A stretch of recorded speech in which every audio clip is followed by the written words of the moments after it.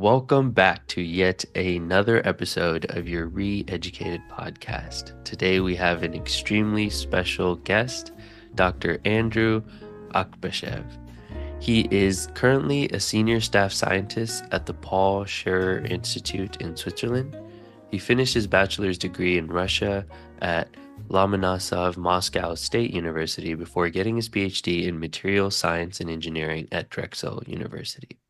Apart from his work as a scientist, he writes and speaks extensively about academia and its many shortcomings. I came across his posts on LinkedIn and was fascinated by his many perspectives, and I'm really excited to get into those topics today. How are you doing? Thanks for inviting. Yeah, I'm doing very well. Thank you. Yeah.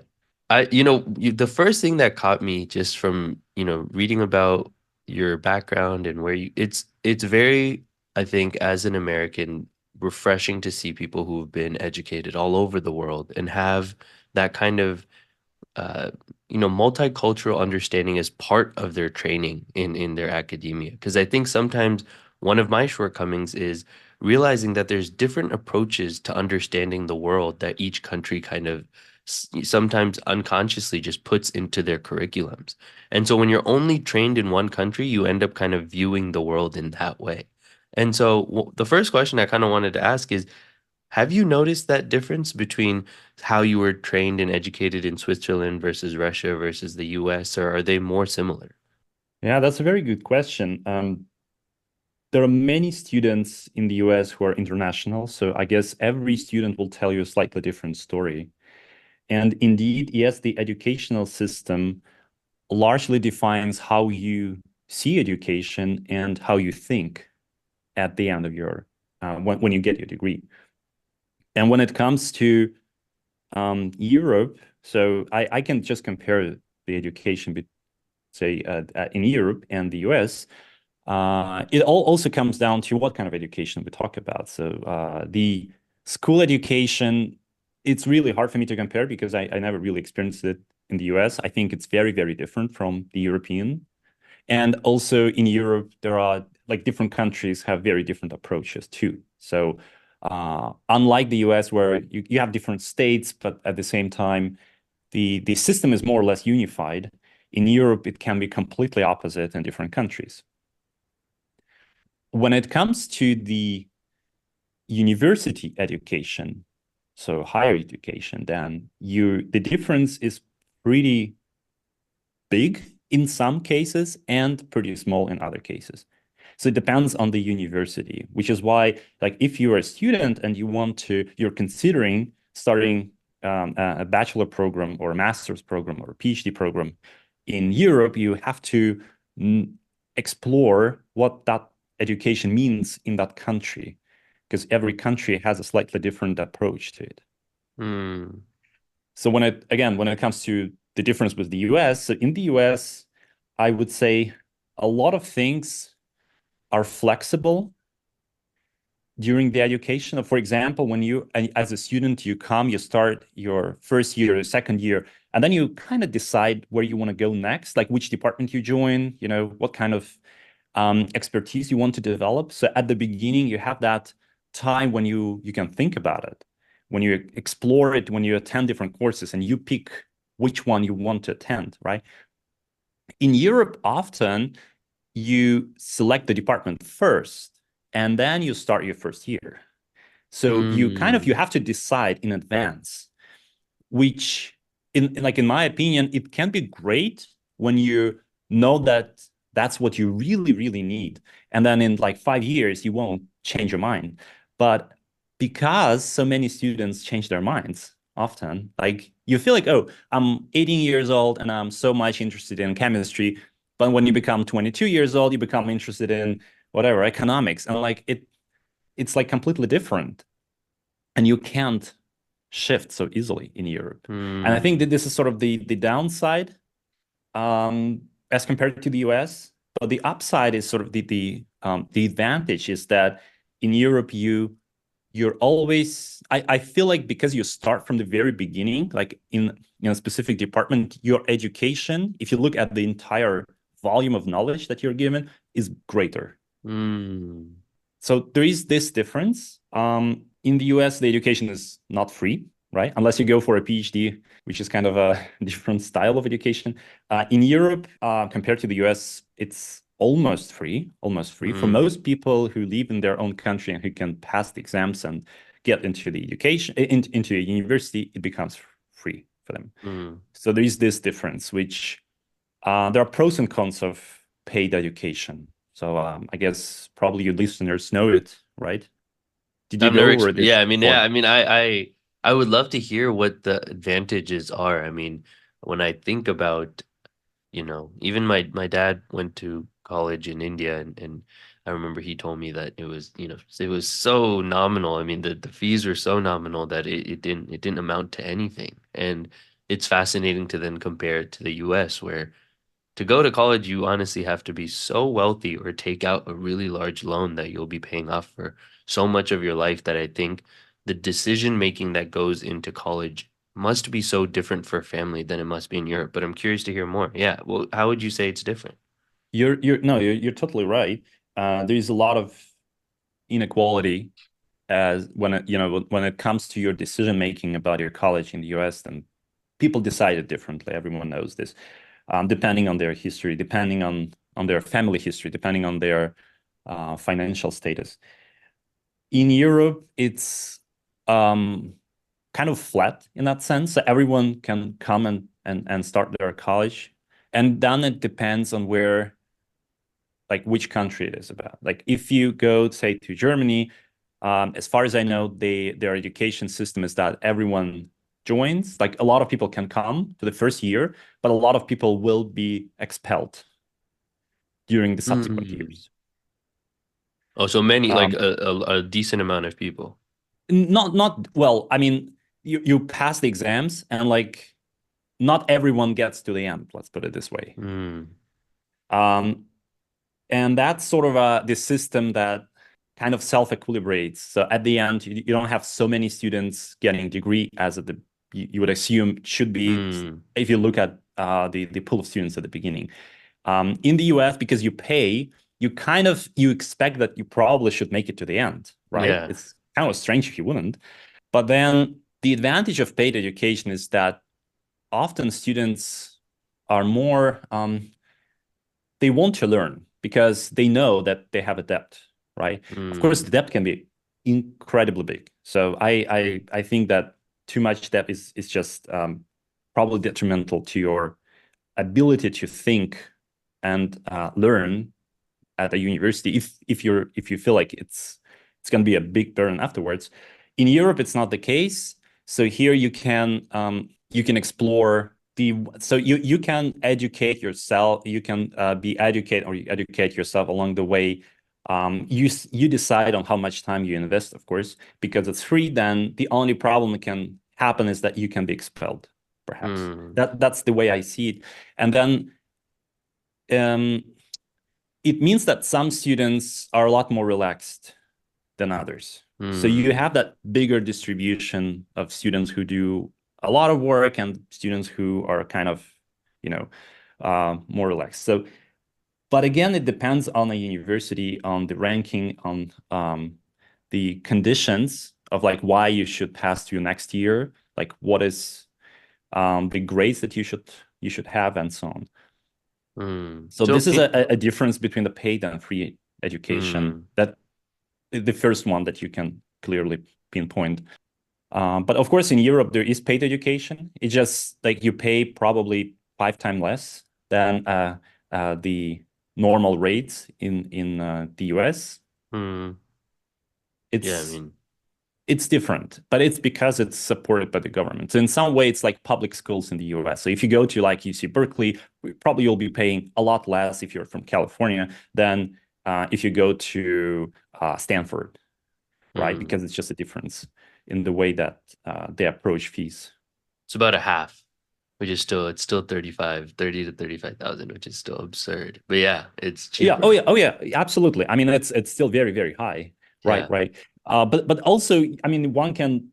I mean, this is where I don't have very good statistics, but in the U.S., often many, especially top schools, they have a lot of programs that help students who don't have sufficient finances or Yeah. ability to take a loan, they can be supported, right? So they may be paying pretty much zero. They may be Yeah. supported with a stipend at the same time and so on. So I think actually a very good thing about these educational system is that if you're really great, then potentially you can be like the university invests into you. Yes. Yeah. Yeah, I mean, in Europe, is it the case where if I grew up in Finland, for example, I could be looking at schools in Switzerland? Is there a lot of like migration that occurs through schools, or do people typically stay Oh, in their far same country? far smaller than in the US.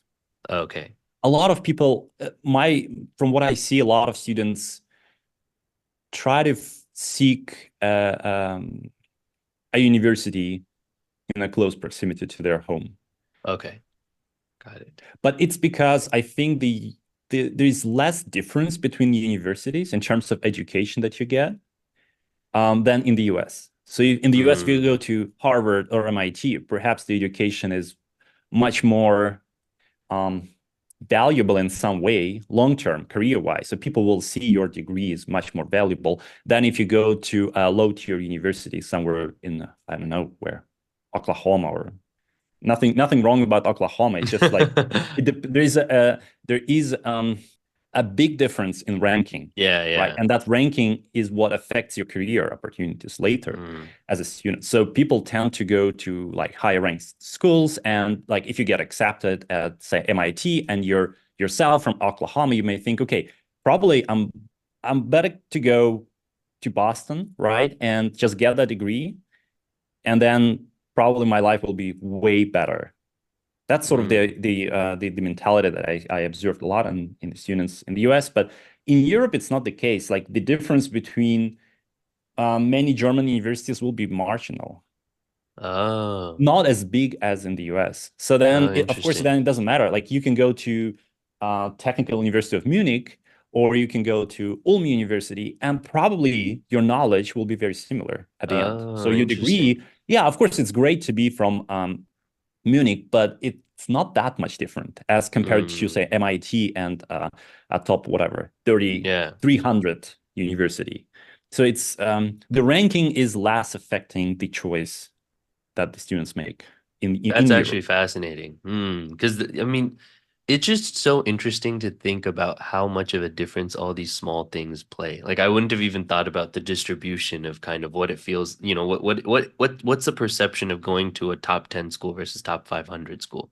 And how does that kind of differ in people's choices of going to schools? And it builds this extremely competitive system. So I'm assuming because there are a lot more distributed, would you say it's slightly less competitive, the process to kind of I get in? think yes. Oh yes, Mm, for sure. It's less competitive.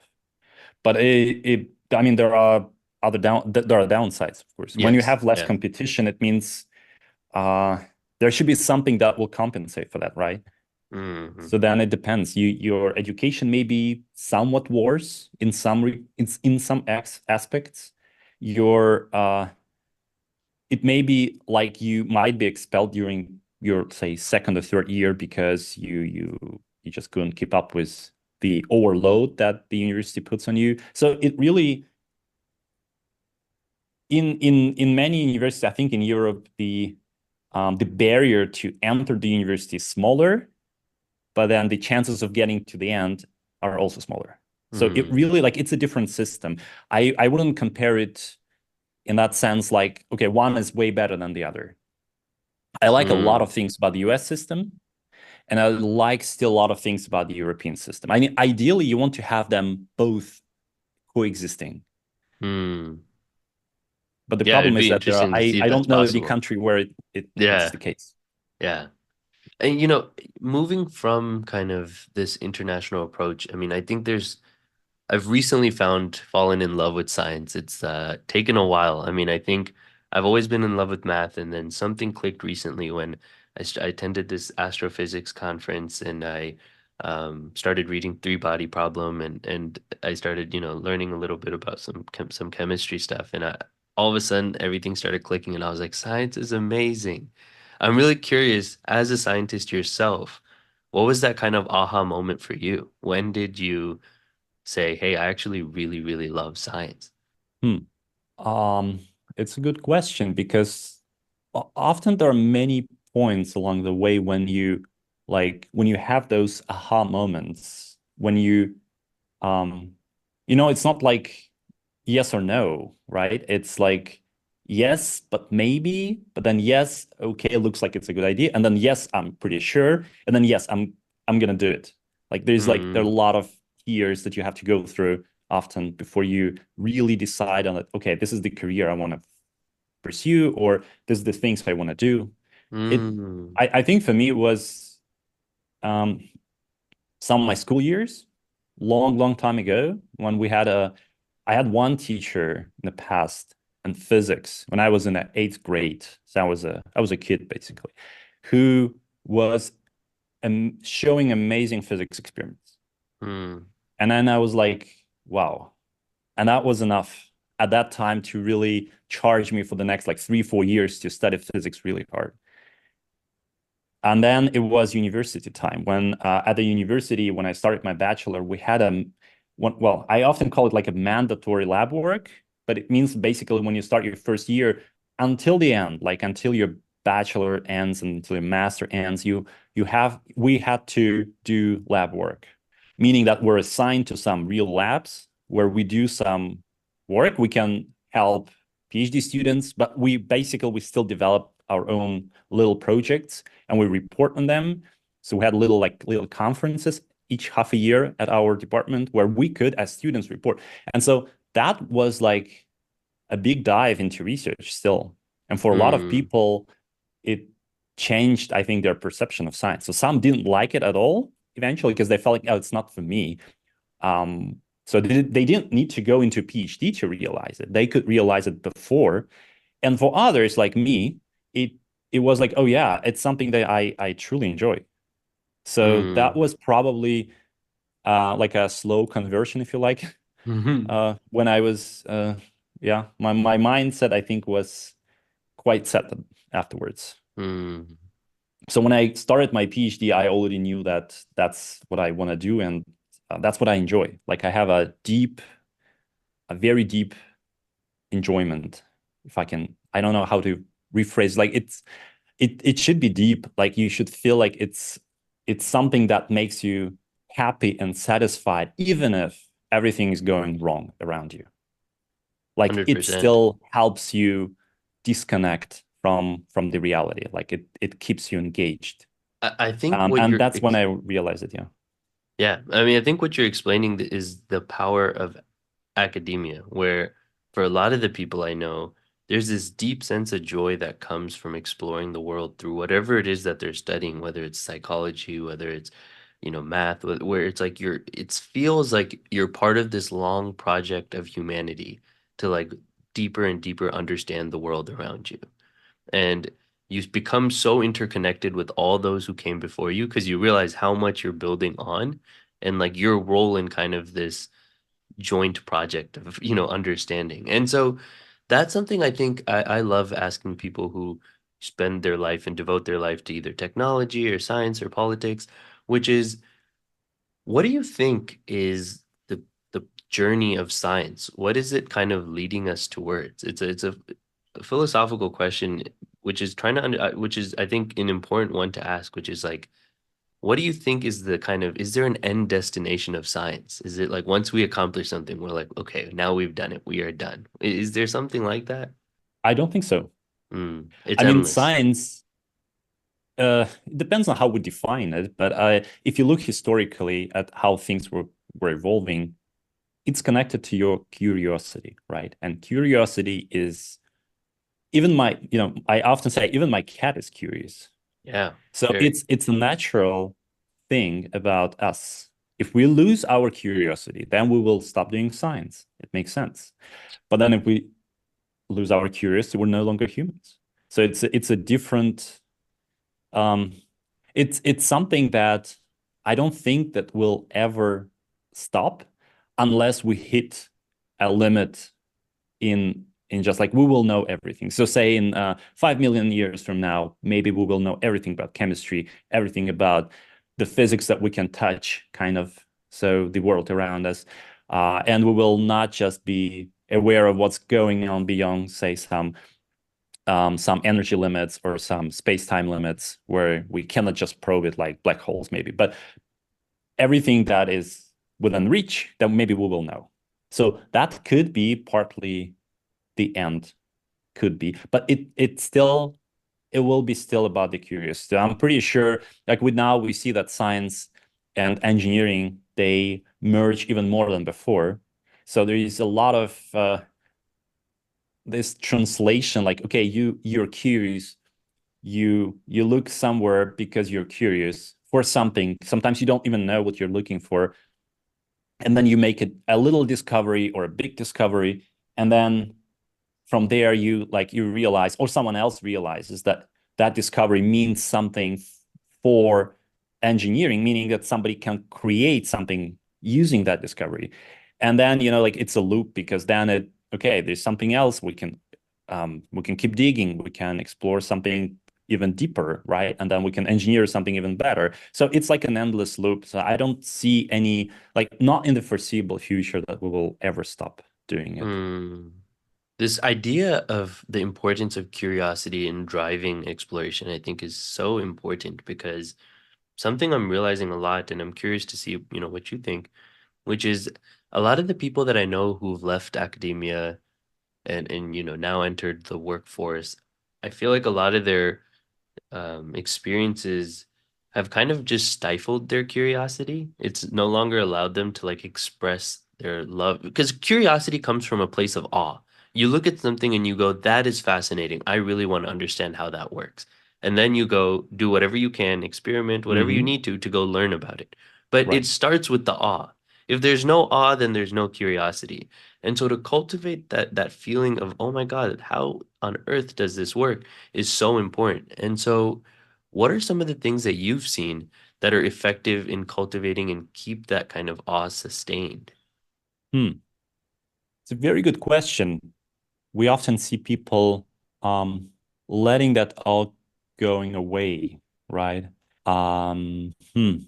I think that asking questions is the number one thing that you can do, and Mm, everyone should do. So if we have a system, it can be anything. It doesn't have to be educational system, but in general, the society system, sort of, where it's fine to ask questions. It's okay to show that you don't understand something, that you're curious about something. That can be a big thing for everyone, because it will keep people a lot more in that curious mind than what we have typically. But also there should be, I mean, everyone has also sort of a baseline curiosity, right? So you doesn't matter who you talk to, there is some baseline curiosity. In some cases, that curiosity can be a bit damped, or like people may seem to be not curious. And it's the case, for example, I mean, especially if your audience is from academia, probably a lot of people can understand what I mean, is that some students, or let's put it this way, some professors can say, well, our students are not very curious. They're not really interested in science, and they're not really interested in what they do. They just like sitting in their chairs most of the time and doing something in the lab. But like they start complaining about students. But it's not about the students not being curious. It's about the environment not 100%.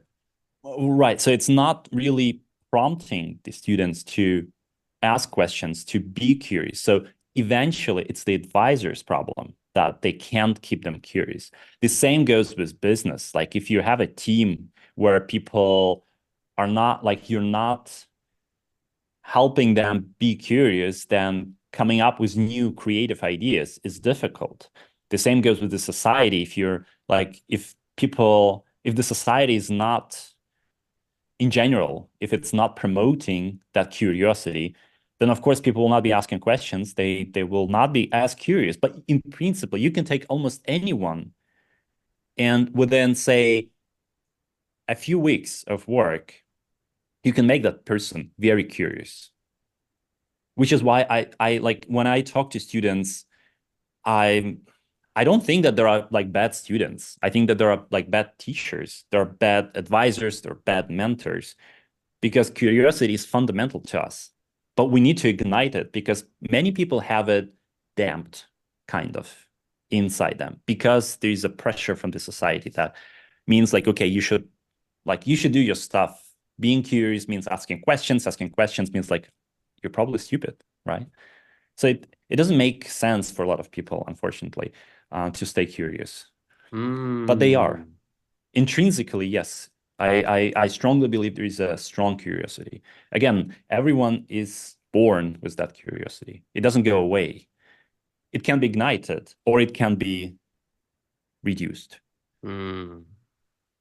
I mean, I think that point that you said there was fascinating. I mean, it is really interesting. I think when you even think about the reasons why people pursue education or higher ed, you can find the reasons why curiosity is damped even from that. So if I'm going to higher ed because I'm like, okay, the only reason I care about learning at all is so I can get a job, then the person who has that intention, I think, will be a lot harder for them to find the awe in mathematics or chemistry because sometimes your curiosity will lead you in ways that are not financially, like it doesn't make any Oh, yes. financial sense. You know, I Like mean, in that's the academia, power we of have it all the time, right? yeah, yeah, curiosity leads you in ways that won't always be optimal to increase your bank account. And so, but you have to just go sometimes with that. And I think if you're primarily only looking through a financial lens, there's very little space for curiosity. And there's a lot more space for being really intentional about like, okay, what decisions do I need to take X, Y, and Z to get to as much money as possible? Not necessarily. I mean, Mm, the probably the most financially successful people, many of them were curious, right? They were asking questions. So curiosity is about asking the right questions. mm, So if you want to make a product, you want to ask the right question, right? If you mm. want to make a new type of iPhone that would beat Apple, you need to ask the right question. Like you can't just say, oh, I'm curious what it will look like. No, you have to ask the right question. And that process is basically you're exercising your curiosity. Interesting. And Yeah, that's what you're right. we should be training our students to do in Mm, education. And I this is where I also disagree with the notion that which is very widespread that if you come to if you want to get an education only to get a job later, that it's probably not like you will not be curious. It's not right. We often see students coming without deep curiosity to lectures, but the right lecture, the right professor, the right teacher can absolutely ignite that curiosity in almost anyone. mm. Like students change their plans because they meet the right the right teachers, right? So Yeah. this is quite often the case. It's because again, it's this training, this mentorship, and the ability to ignite that curiosity is what changes our career paths, especially at the beginning when we're students, when we're school, even school kids. It's the same Mm, because we're looking for role models, right? We're looking for something that ignites our imagination, mm, keep us emotional positively. And so the right curiosity, the right person who can ignite that curiosity is the person who will ignite the right emotions, which can stay for us with us for a long time. mm. Keep our emotions. Yeah, I think that's a really profound statement. Um, so I kind of want to move from talking about, science and higher ed, and I'm really curious to now understand how you kind of made the transition from being a scientist into, this huge LinkedIn personality where you kind of speak and write about higher ed and a lot of the shortcomings that you see. What was that process like, and why did you feel inspired to do that? Hmm. I'm often asked about this, and to be honest, each time I think about it, uh, I identify different reasons Mm, because it. So the way it started, it was pretty straightforward. So it was a COVID time, and everyone was sitting at home. Like when you're a scientist sitting at home, instead of going to conferences, instead of meeting with your students every day and doing experiments, you feel like something is wrong. Like you need to connect with the community, you need to connect with Mm, people. And that's when I started using LinkedIn just to kind of, entertain scientists. I was writing about like, oh, what's the latest development in, I don't know, brain research or in physics, in chemistry. So something cool, something nice, but very few people were engaging with it because obviously these are niche things. So you yes, you spend time on that, but few people are interested in this. Then I started creating my own um, kind of seminar series online. So it was called Electrochemical Colloquium, where I invited like the best experts in the broader chemistry, physics, material science fields to talk about the field of electrochemistry, which is very broad, like very big. There are a lot of people around the world working in that. But there's a lot of misunderstanding about the concepts. And we had a lot of educational lectures there. So instead of just the research talk, it was educational. And that also helped me connect with a lot more people. And that helped me to see that, okay, the academic community actually is interested in that engagement online, but it just, you need to engage in the right way, kind of. And you can probably change the way that people think. And then there was 2022, I guess, when there was an article, I still remember it. It was an article in Nature about how many PhD students are leaving academia and not going for postdoc, that faculties are also leaving academia because they're just overloaded with everything that mm, it was still COVID time, so it was obviously very tough time for a lot of people. And this is when I think it was like a kind of a turning point because then I thought, okay, I mean, there's so many things that people barely talk about, but they want to talk about it. So it's an obvious niche if we speak about, niches and audiences and so on. In those terms, there's an obvious niche where people can be interested to discuss certain topics. And that's when I kind of started to slowly move into like a broader discussion of the problems with academia, with science, with education. And not only problems, there are a lot of positive things that we discuss, a lot of different research too. So it was like an evolution, like it's hard to often in such cases, it's hard to pinpoint specific time when you like when things changed in your mind, like you're mm-hmm. evolving slowly. And a lot of people I know that they also had the same. Like few people just decide on the spot, like, oh, from today onward, for the next 5 years, I'll be doing this. Yeah. It's rare. Mm. I mean, yeah, you said that earlier of like the process of fully committing to something is these different gradients of being like, okay, I'm kind of sure I'm gonna try it. Okay, I'm a little bit more sure, and then eventually you get to that 100% where you're like, okay, now I'm fully committed to this. Which, yeah, Right. so one thing that I'm curious about is what are kind of because I see there are a lot of themes that you talk about. You talk a lot about advisors, you post a lot about, different memes and things that you feel like people don't understand about academia or what the PhD life really is like versus what people think it's like. What are some of the main themes that you kind of post about, specifically regarding higher ed? Yeah, pretty much everything. Hmm. Almost everything from funding to career to mentoring of students to, of course, how to be a faculty, how to build a lab, what is important, what is not. Um, yeah, there's publications, like a lot of like pretty much all the things that make people excited or unhappy in academia, which I know very, very well because I've been working in academia for a long time. So I know the landscape very well. And of course, the more I post, the more I interact with people, the more I learn about different aspects that maybe I never heard about before, especially from different countries where I never lived, but they have their own specifics. And that helps me to see the big picture even better and, identify even more interesting topics to discuss, to write about. So it's pretty much everything. Hmm. And interestingly, that a lot of things that I discuss can be very easily related to business, to entrepreneurship, to like team building, right? So it's the same thing. A lot of things are very relevant. And I think that's one of the reasons why so many people engage with my posts is because they are relevant across multiple domains, quite out far away from higher ed. Hmm.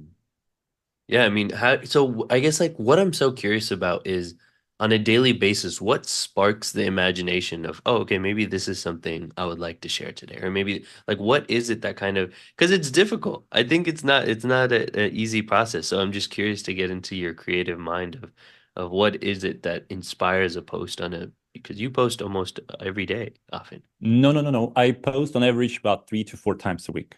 Yeah, okay, yeah, So close every enough. second day first. Yeah, Yeah. because every day would be too much for me. Like Yeah. I don't have time for it. So the way the ideas come up, I mean, there are multiple ways of can be, for example, when I discuss something with my students.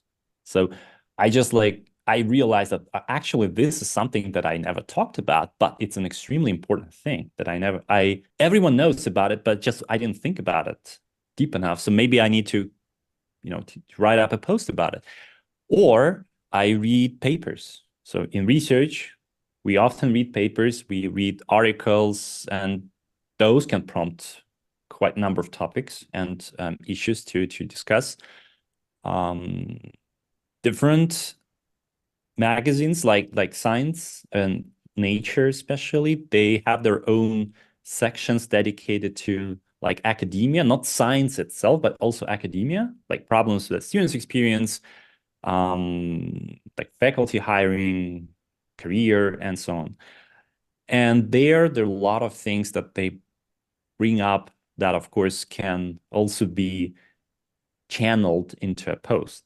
It's pretty easy, and you can always add your own perspective. You can always make it the way that people will be able to read it quickly. So there are a lot of things, of course, that go into creating a perfect post. So I'm not going into that section, but it's a big thing to like some people can write.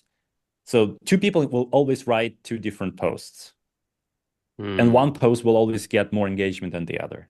Hmm. There's always like there's a strategy and certain way of interacting with the audience, but that's not the main point. So for me, it's not important how much engagement I get. It's more important if people, if I can reach those who make decisions, if I can reach, for example, students that make decisions about whether to go for a PhD or not, or whether they should go to do a postdoc in that specific place or not. So there are people who make decisions. There are faculties who are in committees, who are hiring committees, funding committees. There are funding agencies, right? And their funding managers also make decisions often. So it's important for me to deliver my message across a wider community. And that's why I always think that engagement is important. So I never ignore it. But it's not like the metrics Yeah, of yeah. success. Often the metrics of success is who exactly reads the post. Hmm. And is it actionable? It was just kind of what you were talking about earlier. Yeah, yeah. But it's also, I think it's important to show that, okay, if like a lot of people react to what you say and they complain and they explain their own stories. Some professors who never heard of whatever PhD students complaining, they read it and they're like, okay, it looks like life is different than they thought for students. And that happens. That happens. And so I think they're just showing that, there's statistically significant opinion in the community that, the decision makers never heard about or maybe didn't think about is also important. Hmm. I mean, even as we start talking more about higher ed, it's something that I've been realizing a lot recently. So I grew up with a lot of immigrants who were educated, abroad and getting a PhD was never really something they ever Hmm. thought about. And so understanding how different, the whole PhD process, even master's, is from the kind of reality that most people experience, which is just getting their undergrad and then going into the workforce. It's a whole different world. Like that aspect and area of higher ed and the research oriented thinking and how abstract sometimes it Right. can be is so different. And I feel that for all the listeners who perhaps may not have ever experienced it, I think it's really important to kind of just speak about, what is that experience of higher ed like? Because I think it is really different and not many people have experienced it. And because of that, don't really it shapes your mind in a certain way, I feel, when you do your PhD. And because I'm around close proximity to many people who have, I feel like I haven't done it myself, but I feel like I get to kind of gleam in some of the Mm. wisdoms from everybody else. But, I'm curious to hear, what do you think changes in the brain or like in the way people think after doing their PhD and just kind of spending so much time just zoning in on one question or one subject? Hmm. It's a great question. So I fully agree that when you finish your bachelor, now we're speaking about the US system. So in Europe, you have to finish a master and then you go for a PhD, which is another difference between the US and European education system. So in the US, you finish your bachelor and then you have a fork. You can go left out from university, away from it, into industry, into like whatever you like. Or you can go into your next educational sort of journey, and that would be master plus PhD or just PhD. So these are the two completely different pathways. I totally agree. The problem, well, the main difference is this. So when you're a bachelor student, you attend courses normally. So you don't really do much of a lab work, like research work. You do lab work or some sort of lab work, I mean, generally speaking, lab work when you do assignments often or little projects that have little to do with real research. Basically, you solve problems that have predefined answers, Mm, right? well said. So Yes. you have a certain then mindset that, okay, give me a problem and I will try to solve it because I know that it should be solvable, A, and and two, sorry, B, and it should be solvable with my knowledge, like within the course Mm, material that I had listened to. Now, when you go for a PhD, it all depends on what kind of PhD experience you have. So I'm not going to go now into basic PhD experience. That should be like, of course, never go for it if whenever you can escape it, avoid it at all costs. But if we look at an ideal PhD program or a PhD degree, during PhD, you solve normally an open-ended question or questions. So you don't know ahead of time in advance that there will be a solution first. Second is you don't know how to approach it often. So you can't just take your courses in your bachelor and say, oh, okay, I'm going to combine like statistical mechanics with some chemistry and probably I will solve this PhD problem. It doesn't work this way. So research means searching for something. So you're searching again and again. That's why it's research. Well, if I can, make up ah. the term, then I can say it this way. So it's just easier to understand. So you search and research and research and research. You keep searching for answers. And that time is when you fail a lot. So you come up with something that doesn't work. Then again, you try something else, it doesn't work. So imagine that during a bachelor, you have a problem that you have to solve and you have about a year to solve it. You can use whatever material you have. You listen to courses online, whatever you like, but the problem doesn't have a well-defined solution. So how do you do it? That's basically research. So people who come out of the PhD programs, they normally have a different mindset because they're more kind of open. They're more predictable. They feel more confident about solving these open-ended Mm, problems, which has its own pros and cons.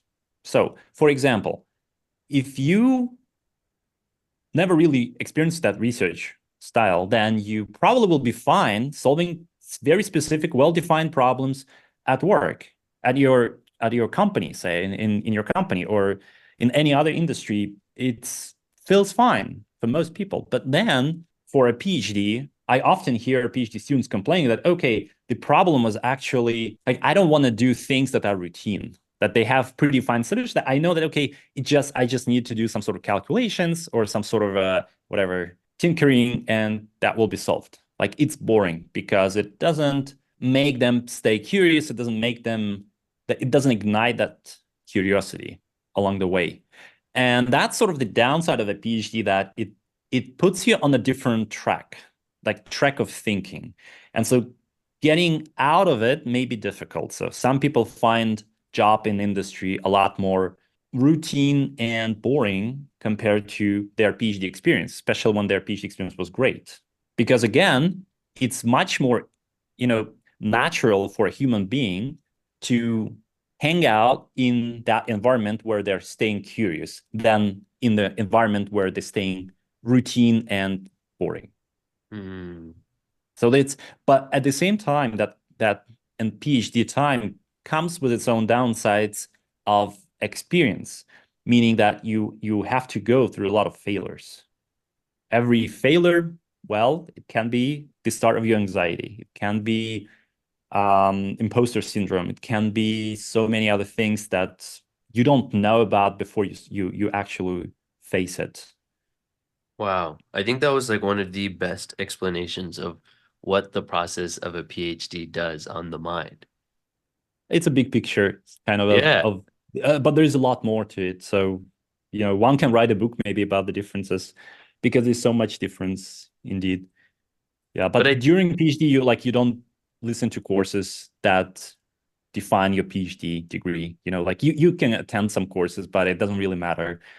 The PhD is about that um, kind of putting you on that track of a curious mindset, if you yeah, like it. So, which means that you can be more entrepreneurial, right? So you can be more risky. You can be ready to take some endeavors that people are not ready to take who just finished bachelor. hmm. So you can take them more successfully. There is some statistics, I think, from one professor from Stanford MBA school that showed that PhD graduates are more likely to succeed in founding a unicorn than those who don't have a PhD. Did you say But unicorn? yeah, Oh, okay.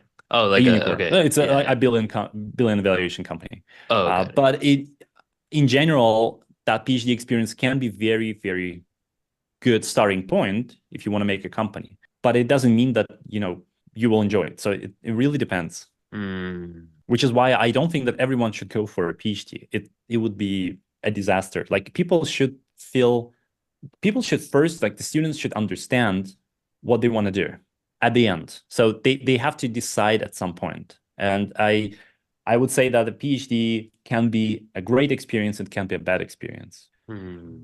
Some Really people depending on the go, advisor, yeah. as you said. Oh yeah, the advisor is the biggest factor in your PhD experience, right? So So what are some some people go of, to industry and they come back to a yeah, PhD. So that also happens. Right. because you talk a lot about this, so I'm curious about your personal experiences on this. If what are some ways in which someone can kind of vet their mentor before they fully commit? I mean, how what are some things that a person can kind of look for or check? What makes a good mentor, I guess, is a good place to start. What makes you a good mentor? So when it comes to PhD, you have two things there. First is research advising, and second is mentorship. Research advising means that the professor, usually it's a professor, can advise you on your research direction, like how you're moving, how like where you should go, can tell you about the big picture, can help you with formulating your ideas, writing papers, and so on. So that's research advising. But then there is also mentoring. The mentoring is everything outside the research advising, basically. So it's about your Hmm. personal development. Like, okay, you want to develop your communication skills. So your mentor, which can be your research advisor too, helps you identify your downside, like how you present, like other problems with your presentation style. How do you communicate to people in the most efficient way? How do you prepare for, say, conferences or in, like pitches or important presentations? It can be also related to your career advising, to just a general personal growth advising. So this is sort of mentoring, and mentoring is not that common in academia. So Hmm. if you look at most professors, what they do, they barely have enough time to do research advising.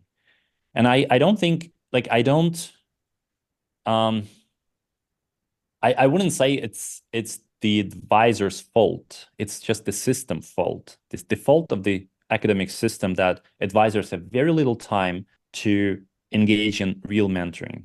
So first of all, research advising is most essential for PhD students. And this is where, again, I can go into what, makes you a good mentor, but the problem is that it will probably confuse most students. Then it will help him because it's really hard to find a good mentor. I would say find, first of all, a good advisor, and then see if there is an opportunity to be mentored. Hmm. And a good advisor looks like somebody. I mean, I had a friend who once Mhm. who's doing his PhD, and he told me that his like research advisor or mentor, one of those, like meets with him once a year for 20 minutes. I was Mm. like, there's no way. I was like, how are they even gonna know? What could you possibly advise a person in 20 minutes once a year? I mean, you won't even know them. So, Right. yeah, Yeah. So what makes you a good advisor? Uh, it's like being a good parent, just be present. yeah. Like it's close to parenting, but in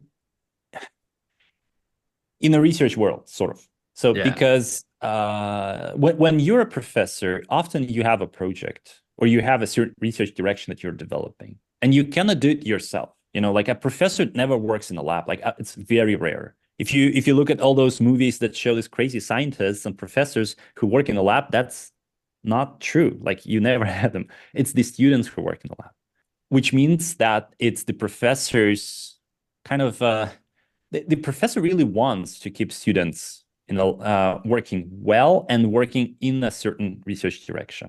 Hmm. So now what makes a professor a really good advisor is that availability to students, A. So first, second is that a good advisor is the one that knows which topics are of interest and which topics will benefit the student, not only the advisor, and will benefit in several years from now because PhD takes 4 or 5 years on average, which means that if you're studying something that is already becoming not so popular today, let's put it this way, and it will clearly be a pedestrian or like very niche research in 5 years from now, then your career opportunities may go down, may drop, sort of. So especially if you want to stay in academia. Hmm. In some cases, a great advisor is the one who's connected to industry if you want to go into industry. And in other cases, it's the one who graduated faculties. So it's whose PhD students, former PhD students or postdocs became faculties in case you want to go into academia. So that will definitely help you. So these are sort of the signs of an advisor, depending on what you're looking for, of a good advisor. Also, a good advisor is the one who invests money into you as a student, Hmm. meaning that you can go to conferences, meaning that you can attend workshops. You have a freedom to try different things in the lab, which may cost money. For example, that you can get access to some facilities or some instruments, which again cost money. And many advisors don't allow every student to do that, which has its own downside. Like if you never worked with microscopes, and you cannot apply for positions in the future which uh, request that experience.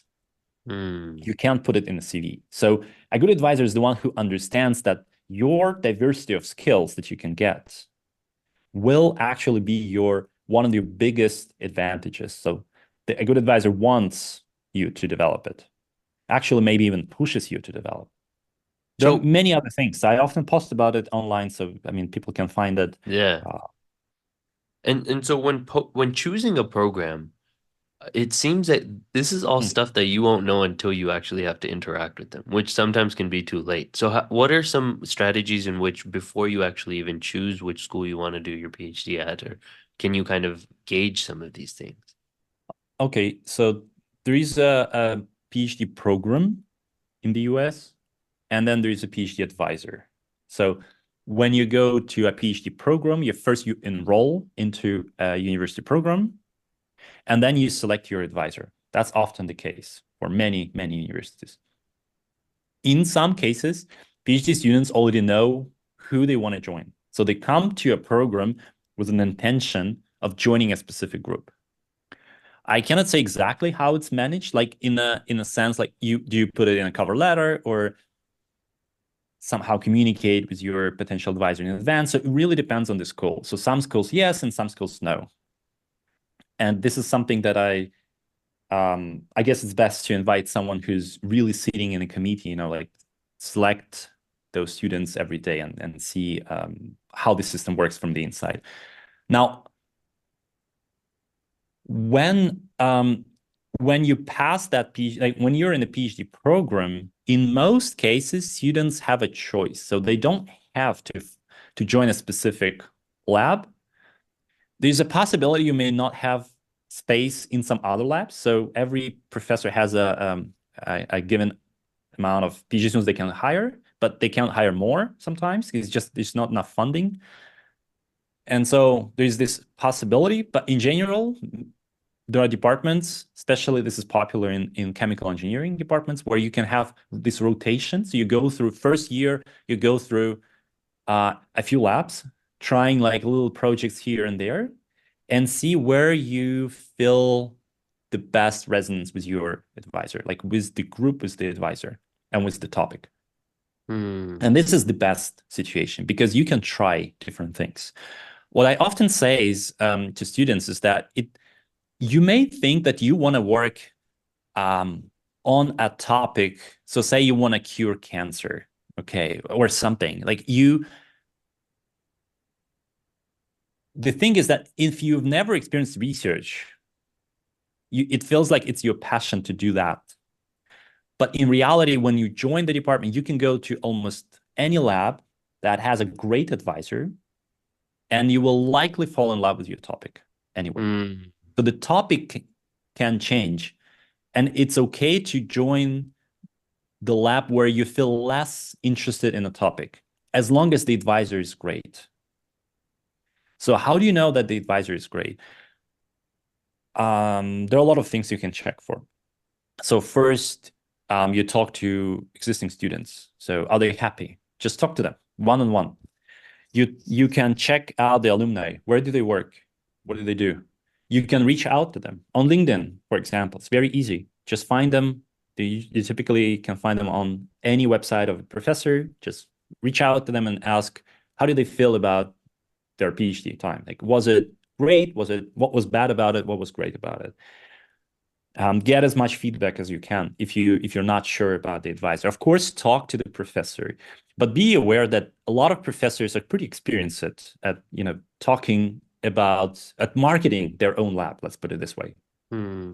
and they, you can if you can fall in a trap sort of when you will really like the lab and the professor and like the topic, but then eventually it will turn out to be different in several months or several years from Hmm. the time when you start. Because, well, okay, so a lot of people get into this situation. So on LinkedIn, I get a lot of messages from many, many, like hundreds of students who just describe their situations. So it's very, very common across most countries. So it it's not like I don't think you can find any university where every professor would be perfect. Hmm. That I mean, seems yeah. to be the reality. And you can easily find a top university where a group would be awful to join, and you can find a mid-tier or even low-tier university where the group would be absolutely amazing to join because of the Mm, advisor. And this is again where the advisor, the roles of the advisor comes into play. mm. So, quick question. Now, of Would course. you say that, because this is something, I think many students challenge, which would you say that the quality of the advisor and, this kind of the strength of the team and, how they're feeling probably matters a lot more than kind of the prestige of the university in many ways? That's a great question.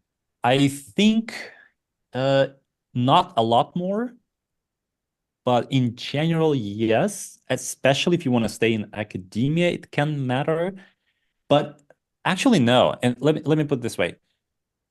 There is a balance. Okay, there is a balance. So let's say if you go to a lab where your advisor is super abusive and toxic, no matter where that lab is, you will probably stay unhappy because your experience will not give you, well, it will help you sort of realize that there are bad bosses. Maybe you will be able to avoid them in the future, but it doesn't mean like you will get that level of experience that people look for during their PhD. So is it worth going for such an educational degree at all? I don't know. Depends on your situation. But if it's, say, at MIT or Harvard, maybe that degree can kind of compensate for that in the future. Maybe.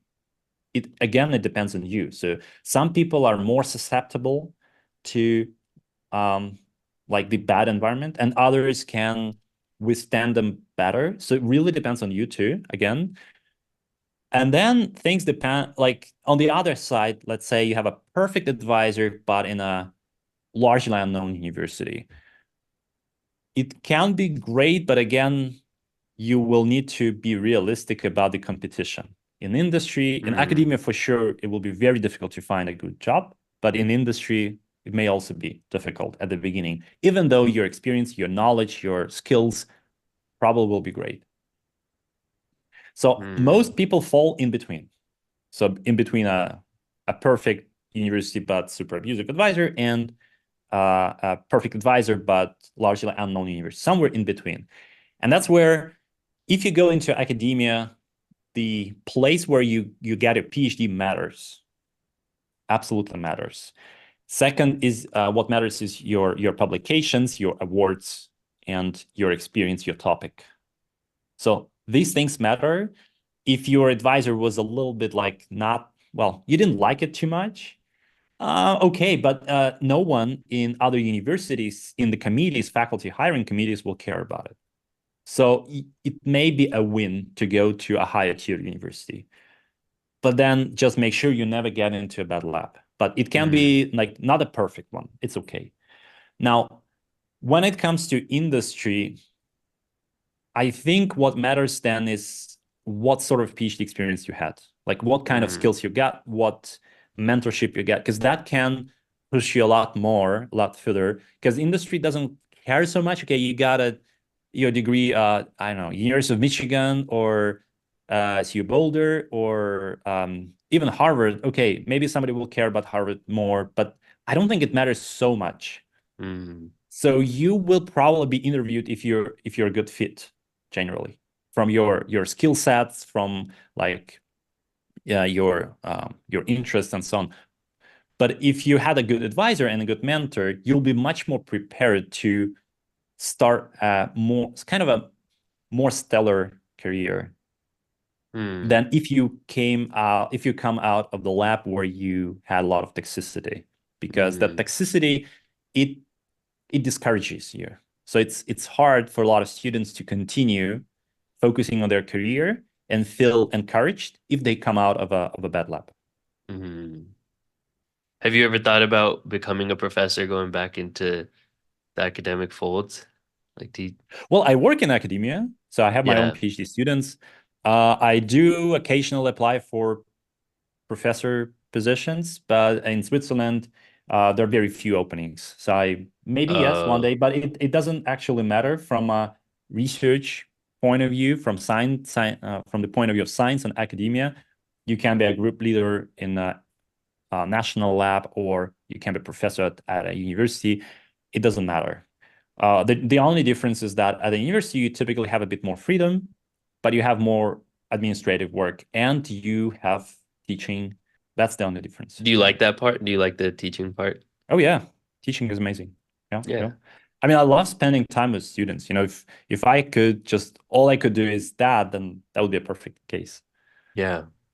I mean, this was a lovely conversation. I really want to say thank you because I think I mean, there's a few things that you said that I wrote down that I think are really stuck out to me. One is earlier in the conversation, you talked about the perceptions that people have of question asking itself. This is something I haven't spent a lot of time thinking about, but I think it's actually so important because you said something along the lines of asking questions itself can sometimes make you look like you don't know what you're talking about, which immediately, once that perception exists, the desire to learn about the world, to ask questions, is stifled immediately. And so it's really important to think about what are the perceptions around a person who asks questions and to cultivate that asking. There is no dumb, bad questions. Right. I mean, just think about you're a student and you're at a lecture, you ask a question, then everyone probably thinks like you don't understand it. Like you're kind of a so if you for a lot of students, okay, who ask questions, it's the hardest part. Like how to ask a question without looking stupid, Yeah. right? And that's bad because that is not it's not the reality. Like if you're asking a question because you're curious, because you don't know, and most likely most people also don't know around you. So how Yeah. do you cultivate? I mean, it's really hard. I think that it comes down to teachers. Like a good teacher is the one who is constantly prompting, encouraging the class to engage in questioning. Like Yeah. the questions can be very basic Mm. because there's no knowledge that is set in stone in some way. You can ask, Mm. okay, what is an electron? So some people will say, well, if you don't know what is an electron, you probably shouldn't be in science. But others will say, well, actually, we don't know what this electron is. And if somebody can get a real answer, it probably would be a Nobel Prize immediately. But we just don't know. We know how to describe its behavior using quantum mechanics, but we don't know what it is. We don't know where it comes Mm. from.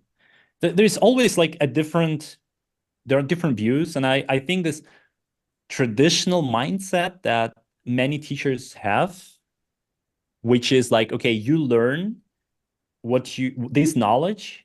And like if you ask questions, it means you don't know what something, right? And then it means like you're probably a bad student. That traditional approach is wrong. Mm.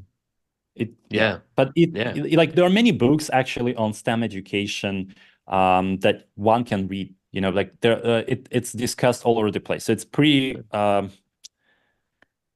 a pretty obvious problem to those who really are engaged in teaching heavily, like improve teaching. Mm-hmm. But unfortunately, it's still widespread.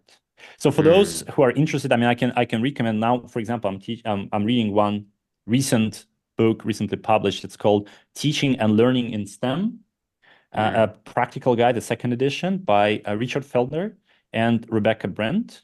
Okay. So they go Richard Feldman? Felder Felder. Okay. and Rebecca Brent, right? So it's a pretty good guide. Like I haven't finished it yet, but it like they go over a lot of things in a very simple way. Like like anyone can understand. If you're a parent, you can read it and you will learn a lot of things. Yeah. Because it's also about how do you interact with people who don't know, right? Yeah. How do you help them learn without thinking that they should be afraid to show they don't know something, right? So Yes. again, it's parenting too. It's the same problem. It's all kind of part of the Yeah. same picture.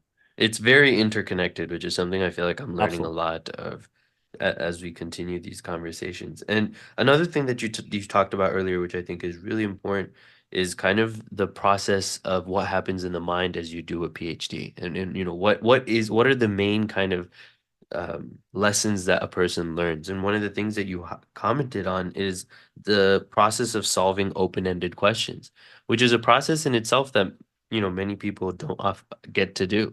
You're right, because most times when you're given a question, there is a right answer. And you're only given questions like that up until you finally reach the limits of human knowledge. And then all of a sudden you're like, oh, now we have to now look past what we know and try to figure out what else exists in the abyss out there. And so I thought that was another phenomenal point. And, I think this conversation was a really important one. And I'm just really happy that we were able to have it. So thank you so much for all your insights. Thank you, Gordon. Yeah, it was great. Thank you for the invitation. Yeah. And that brings us to the end of our conversation. I hope you enjoyed it as much as I did. Thank you again for listening and making this process so much more enjoyable. If you haven't had the chance to already, make sure to subscribe to the podcast on Spotify, Google, and Apple Podcasts to get the latest updates on new episodes. If you've been learning useful information here, feel free to leave a review as well. A little bit goes a long way in spreading this podcast. And have a wonderful day. And as per usual, stay re-educated.